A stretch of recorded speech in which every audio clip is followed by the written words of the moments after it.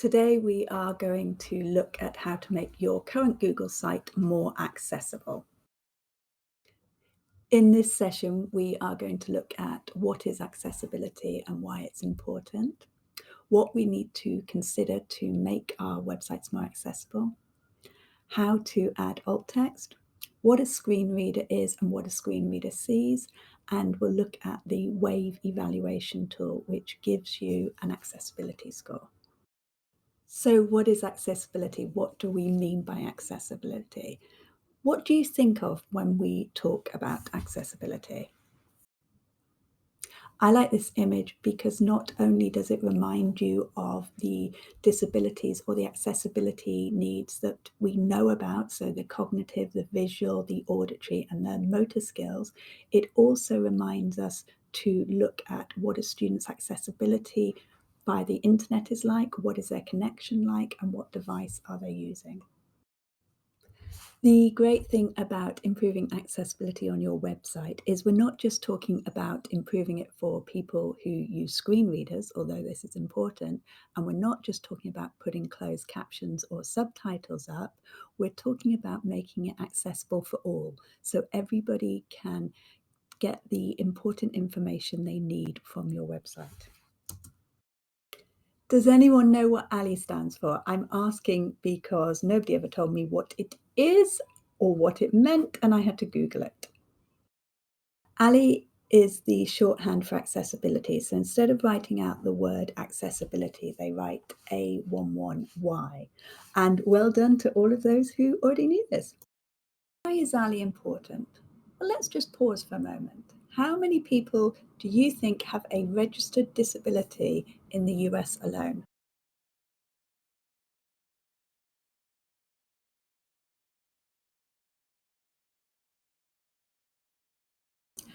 Around 61 million people are registered with a disability in the US. Now, that is only the people who have a registered disability. So there's an awful lot of people with hidden disabilities or people who don't register. This equates to about 1 in 4 adults who have a registered disability. Estimated that 2.1 million students have a disability, whether they're registered or not, or have additional needs at one time in New York State alone.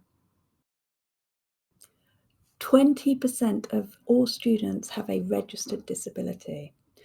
Remember, that's only the students who have a registered disability, not the ones who get lost in the system or have additional needs that are hidden. So what does this mean in practice? Although you have all this information and extra resources in the slides, I would like to go through it on an actual Google site. As you know, with Google Sites, you have a published and unpublished site. We're going to look at the unpublished site and then move on to a published site. This is my unpublished site, and across the top you can see my navigation. You can see that I've got title, I've got text, I've got images, and I've kept it quite plain. I've got additional pages that you can scroll through. But I think it looks good. I think it looks really clear. I don't see any issues with it when I'm just looking at it. To me, it looks clear and easy to navigate.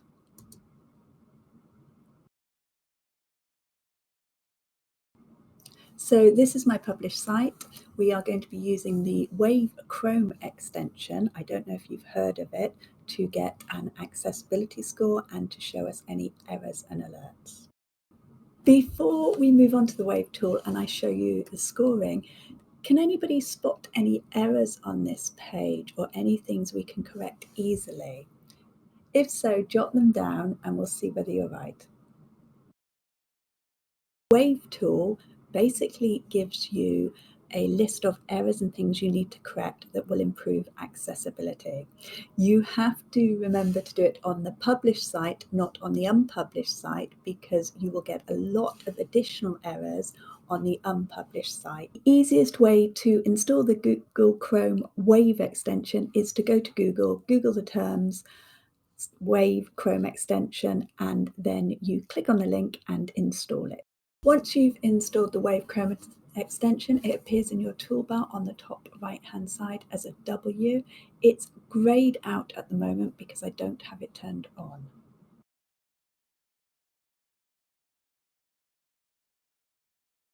So I'm going to run the accessibility and we will see what sort of score I get on this one page. Remember, to me, it looks clean and easy to navigate.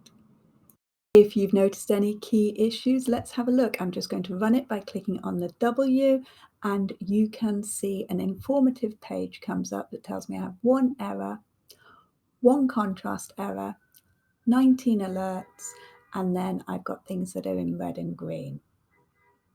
The areas I need to concentrate on are the errors, the contrast errors, and the alerts.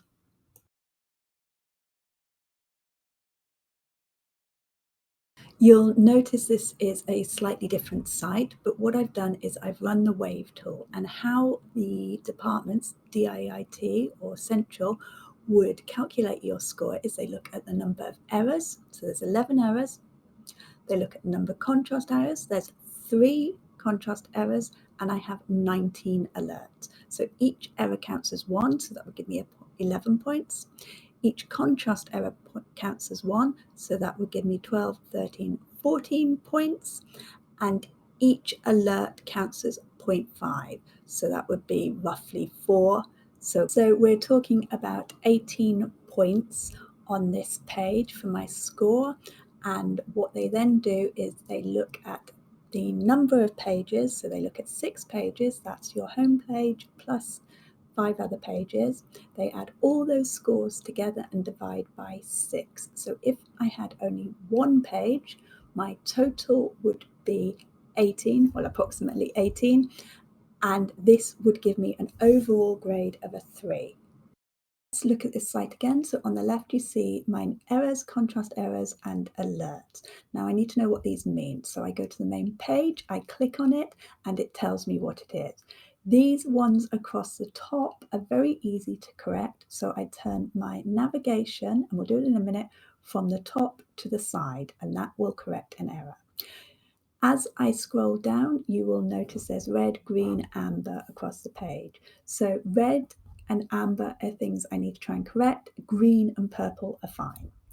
So if we turn off the CSS, so we turn off some of the formatting, so what it looks like, we can more easily pick out the errors. They don't all show. So this first one is very low contrast. That is my header. So it didn't like that blue header. I have another error here that I'm going to need to fix. And if I scroll down again, you're going to see that I have a page update error. This is an easy fix. We just turn it off in the settings. And I have a search error. This I can't turn off, but DIIT are aware of it and they're working with Google. If you go to the Department of Education, the New York City Department of Education Dig-In website, you can actually get a report that gives you your score. You will need to log in with your @school's email address, and it is a different password to the one you use in the school. You have to register, so that's a different password. Here's a sample report card from the Urban Assembly. And if you notice, they got 1.3 errors overall and scored a grade of a 5, so they should be very proud. Go back to the Google site and look at how I can correct the errors. So first of all, we're going to start by looking at the Wave report. Remember, this is an informative report and I have to go into the Google site to edit it. There are about 4 things we can correct easily. So now we're going to go through them and correct them, and I will show you it live on the actual site. So the first thing I need to do is turn off the Wave tool. Once I've turned off the Wave tool, I then need to go into the editable site. Remember, the Wave tool is an informative page and it's done on the publish site. To make any changes, you need to go into the editable site. So the first thing we're going to do on the editable site is go into the settings cog in the top right hand side near the publish button, and then we are going to change the navigation from the top to the side. We're going to change the color from transparent, and it needs to be on either white and black. So having a solid color is fine, it must be white or black. Changing the search functions here won't make a difference. Then going into the viewer tools, and we are turning off when the page was last updated. A lot of people are tempted to upload brand images like the logo or the favicon, but you'll notice the more things you upload, the more errors you get. Also avoid using the announcement banner, this will help. So these are some very simple, straightforward ways to improve your score. Let's recap. So we went into the settings cog, we turned the navigation from the top to the side, we made sure there was a color and it wasn't transparent. We then went into viewer tools and turned off last updated, and then we closed that out. Once we've done that, we publish our site and we can run the wave tool again. And you'll see this has corrected a lot of the issues. The same sort of thing, but the navigation is now down the side. There is a black background to the navigation, and the heading has a grey-white image. You need to stick to black and white as much as you can.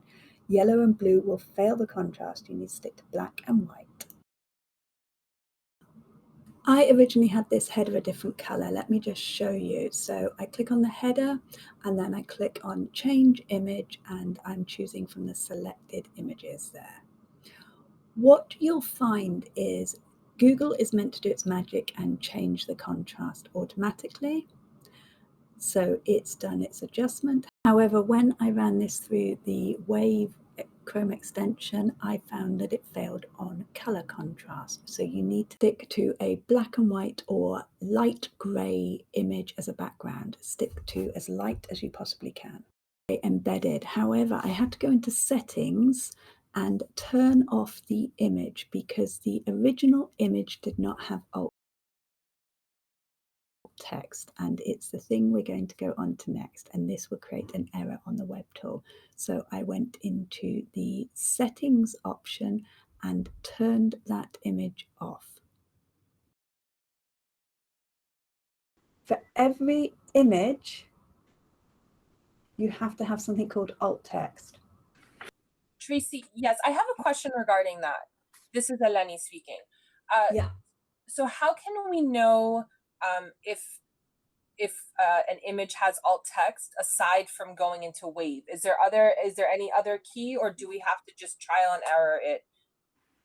There is screen readers, but a lot of it is trial and error. I haven't found a good thing that will just report on. Wave is the quickest way I've found of reporting on it. Okay, so it's not enough to have like an image with a description isn't enough. An image actually has to have alt text. Yeah. Yeah, because if I was vision impaired, okay, then I may not see this. Okay. So if I was using a screen reader or something to help me see it, it would basically just say black square. It doesn't hide it from me. Okay. It tells me there's something there, but it's not what's there. Okay. Where the alt text tells me what's there.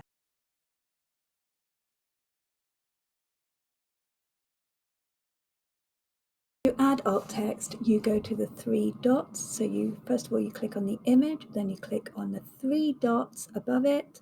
You click on alt text or alternative text. You select it, and then you add the alt text. This is text that describes the image.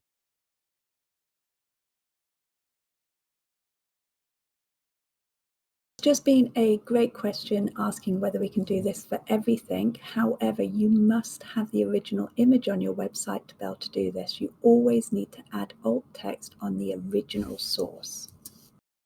A Google Doc, Google Slide, or PowerPoint, you need to add the alt text on the original source on the PowerPoint, Google Doc, or Google Slide. So Sometimes you have to go back into the original source. What my suggestion is you add a screenshot, then you can add alt text on your website, and you add text boxes with information and meaningful links. Using video, use Vimeo or YouTube that has closed captioning and transcripts, and wherever possible, link out to sites that don't have alt text, because then you don't have to have it on your site.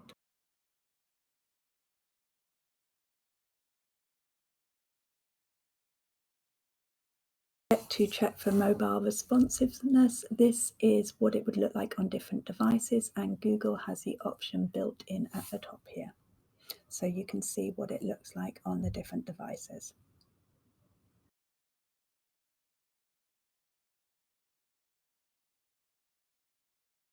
I have everything set at 125% because I just can't see anything smaller than that.